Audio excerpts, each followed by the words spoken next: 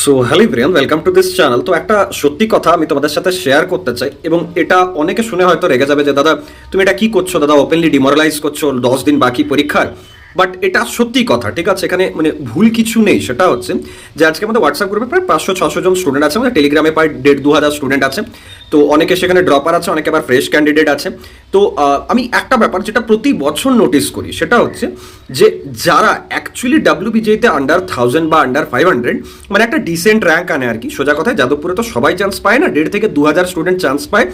তো সেই 1,000 যে স্টুডেন্ট, মোটামুটি 1,000, তাদের মধ্যে যারা ধরে নিচ্ছে আমি ডাব্লিউবিজি আর কি ভালোভাবে মানে ক্র্যাক করছে 1,000 জন যে স্টুডেন্ট আছে, বাকি 500 জন কি হয়, মানে একটু লো র্যাঙ্ক থাকার পরেও যেহেতু কোনো কাস্ট থাকে বা কোনো রিজার্ভেশন থাকে, তারা লাস্ট অব্দি অনেকে ওয়েটও করে, সেই জন্য হয়তো পেয়ে যায়। তো আমি 1,000 + 500 এরকমভাবে ধরলাম।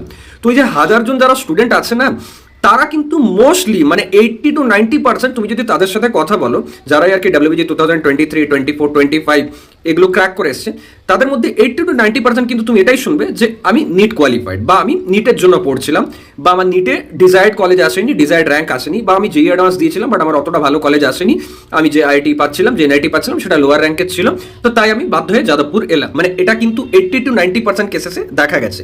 যদি তোমাদের মধ্যে কেউ ড্রপার থাকো তাহলে তারাও এই ব্যাপারটা রিলেট করতে পারবে। এবার এটা তোমাদের সাথে আমি কেন শেয়ার করছি, তার কারণ হচ্ছে এটা বোঝানোর জন্য যে অনলি ডাব্লিউবিজি সেন্ট্রিক হয়ে যখন তুমি পড়াশোনাটা করছো না, তার মানে তুমি লিমিটেড পড়ছো। এবার হ্যাঁ, এরকম নয় যে শুধু ডাব্লিউবিজি পড়ে কেউ ক্র্যাক করে না, এরকম নয়, আমি বারবার বলছি 100% নয়, 80-90% থাকে যারা যেই অ্যাডভান্স বা নিট অ্যাসপিরেন্ট থেকে ডাব্লিউবিজি ক্র্যাক করে। বাট বাকি 10% তো আছে যারা ডাব্লিউবিজি একদম কোর ভালোভাবে পড়াশোনা করে ডাব্লিউবিজিতে একটা ভালো র্যাঙ্ক আনছে। তো তোমাকে ওই 10%-এর মধ্যে হতে হবে যদি তুমি একটা ভালো সিট আর কি গ্যাদার করতে চাইছো। তো যদি তুমি একটা সিট আর কি মানে গ্র্যাস্প করতে চাইছো ডাব্লিউবিজি থ্রু দিয়ে, this is the root reality. এবার এটা বলার কারণই হচ্ছে এই জন্য, যাতে তোমার যে এক্সপেক্টেড মার্কস বা টার্গেট যে র্যাঙ্কটা তুমি করছো সেটা যেন ঠিকঠাক জায়গায় তুমি টার্গেট করতে পারো। তার কারণ তুমি যদি এটাও ভাবছো যে তোমার মানে টার্গেট হচ্ছে একটা গ্রুপে 500 জন আছে, 600 জন আছে, 300 জন আছে, 400 জন আছে, তাদের সাথে, তা কিন্তু নয়।